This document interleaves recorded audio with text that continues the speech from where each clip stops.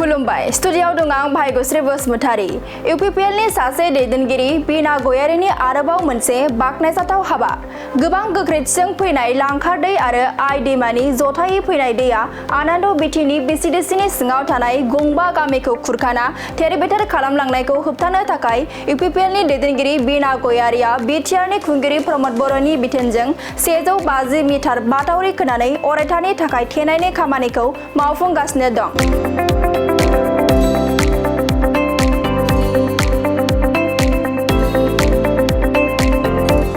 नंगौ चिरांनि दनं निसिमा समस्तिनि सिङाव थानाय आनन्द बिटिनि ओनसोलनि गोबां जायगाखौ लोमसावफैना खहा खालामलांनाय गुबैयै थाइसौबारि गामिजों लोगोसे गंबा गामि बायफ्लंनायखौ बिना गयारिया माथावरि थेनानै होदों।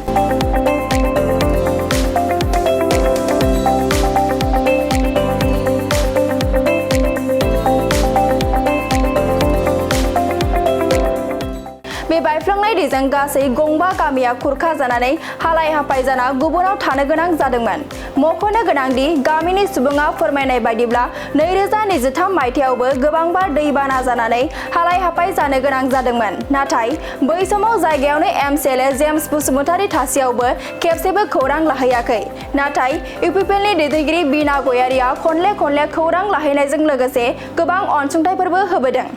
UPPL नि दैदेनगिरि बिना गयारिया JCB आरो ट्रेक्टर फेन्सिं नेट हरनानै बायफ्लंनाय दैखौ अरायथानि थाखाय थेनानै होनायखौ गोजोननायजों गामिनि रायजो-राजाफोरा बिना गयारि आरो बिटिआरनि खुंगिरि प्रमद बर'निसिम गोजोननायजों साबायखर बावहरदों आरो निसिमा समस्तियाव बिना गयारिया बिसायख'थि गेलेयोब्ला 100% भट होनानै देरहाहोगोन होनना बुंथिदों गामिनि सुबुंफोरा।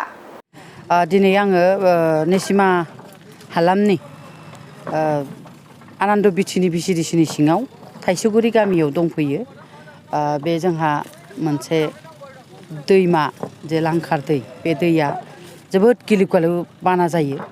दा बे बाना जानायाव प्रत्येक बोसोरावनो जोङो बे दैया बबेथिं थांगोन बेखौ मिथिया। बेखायनो बाना जाबा होबथानो गोनां जायो। देग्लायबो नै दाखालिसो एसे अखा हानायावनो सानब्रैसो अखा हानायावनो दैया देरनानै नैबे थांनाय बोसोराव जोङो जि माथावरिखौ होदोंमोन बे माथावरिया बायफ्लंनानै थांदों। दा बायफ्लंनाय लोगो लोगो रायजो-राजा आइ-आफाया आंनि सेराव थांनानै बुंनायलाय आरो बिथांमोनहा चिफ सारनिसिम गांसे लाइजाम एबा आर'जलाइ गथायहैनायलाय आं बिथांमोननो खोथा होदों जे जोंहा मानगोनां बिटिआरनि चिफ प्रमद बर' सारा जेब्लायबो रायजो-राजाजों दङ, गनायगोन, जेबो नङा, नोंसोर सिन्था खालामनाङा होननानै आङो बिथांमोननो खोथा होनानै दाखालिसो आङो रायलायहैयो। अब्ला मावनानै होनो थाखाय खावलायनायलाय दिनै आङो मावनानै होनो होननानै सानथाम जाबाय JCB गंसे आरो ट्रेक्टर बिदिनो हरदों बिथांमोननो। आरो माथावरिल' खोनानै जानाय नङा होननानै बल्डार प्रटेक्सन होनो थाखाय नेट फेन्सिंखौ लाबोना होफैनाय जादों। बिथांमोनहा 150 फुट हिसाब होनायलाय डाबल 150-300 फुटनि नेटखौ होफैनाय जादों। दा आरो बिथांमोनहा थोनाय नङा होनोबा आरोबाव बेब'स्था खालामनानै होनाय जागोन।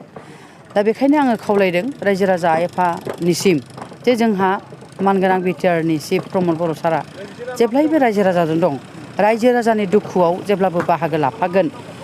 ओंखायनो सारनि सेराव थांनानै खिन्थाहैनाय लोगो लोगो सारा माब्लाबाबो ना खालामफेराखै। फेसाव जेब्ला बाना जायो, बाना जाबा गिदिर बाना जानायाव भुटानाव जादोंमोन मालिबिटा एरियानि गोबां गामियानो दै हाबनानै माने ओंखाम संजानो मोनै बायदिसिना जादोंमोन। बिथांमोनखौ रिलिफआव दोनलायनाय जादों।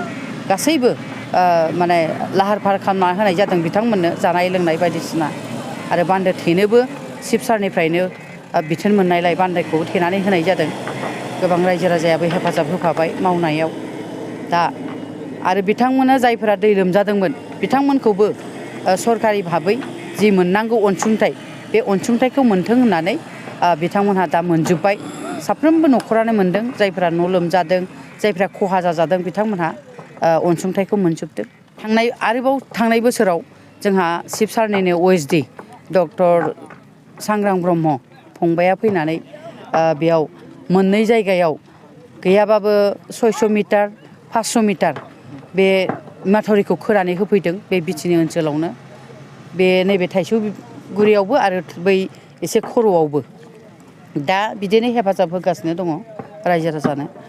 आरो बेखौ दैयाथ' माब्ला बबेयाव थांगोन बेखौ रावबो बुंनो हाया दा बोथोरनिसो ओरैनो गोबाव बोसोर जाखाबाय बिथांमोनहा खेबथाम जाबाय बिथा सोलायनांनाया बे गामिया खेबथाम जाबाय बै बोसोराव माने बे समाव सरकारा जोंनि नङामोन बा इउपिपिएलनि नङामोन बे समाव बिपिएफ राजनितिक दोलोनि सरकार दंमोन नाथाय बिथांमोनहा खेबथाम बिथा सोलायनानै दायो दङ जिख्लाबसे हा बायनानै थाहैदों सोरहाबा 1.5 बिगा आधा बिगा 1 बिगा हा बायनानै दंहैयो बिथांमोनहा बेयावनो रायजो जागासिनो दङ दा आङो बिथांमोननि दुखु खस्थ'आव आङो बोसोरथाम जाबाय बिथांमोनजों हेफाजाब होफानाया बोसोरथाम आङो बिथांमोननि माने हांख्रायनाय बायदि फैबाय थादों आरो देग्लायबो बिदिनो एडभान्स बानायनानै होखानाय जाबाय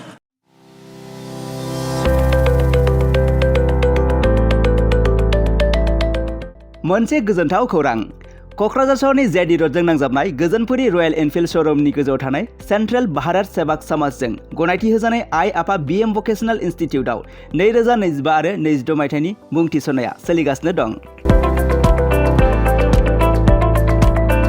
HS आरो HSLC उथ्रिसारनाय बिजाथि एबा फरायसाफोरा बे भकेशनेलाव गावारि सोलोंथाइखौ लानो हागोन। गोदान मुं थिसननाय आयदाफोरा जाबाय BSS diploma in medical record science, BSS diploma in EEG and EMG Technology, BSS Diploma in Critical Care Management, BSS Diploma in Hospital Waste Management, BSS Diploma in Hospital Infection Control and Prevention, BSS Diploma in First Aid and Patient Care, BSS Diploma in Physical Assistant, BSS Diploma in ECG Technician, BSS Diploma in Hospital Administration, BSS Diploma in Hospital Sterilization Technician Assistant, Certificate in Dietitian, Certificate in Old Age Care, Certificate Hospital Housekeeping, Lab Assistant, Pharmacy Assistant, Certificate in Emergency Medical Service, Certificate in Pulmonary Function Test एबा PFT Technician, Certificate in Awareness of HIV/AIDS, Certificate in Anti-Malaria Training आरो लोगोसे Office Management Courses, Computer Courses आरो Communicative and Soft Skill Educationनि कर्सफोरखौ 2 बोसोरनि गेजेरावनो आबुं खालामनानै BSS एबा भारत सेवाक समाजजों गनायथि होजानाय डिप्ल'माखौ लानो हागोन। लोगोसे गासैबो डिप्ल'माखौ लानायनि उनाव सोरखारि साख्रि मोननायनि सुबिदाबो दं। जुदि नोंथांमोनहा बेफोर कर्सनि थाखाय गोदानै मुं थिसननो गोसो दङब्ला आइ आफा बिएम भकेशनेल इनस्टिट्यूटनि नैबे मबाइल नाम्बार 9395899391 एबा 8135971844 बे मबाइल नाम्बारनि गेजेरजों थोंजों सुलाद लाहरनो हागोन।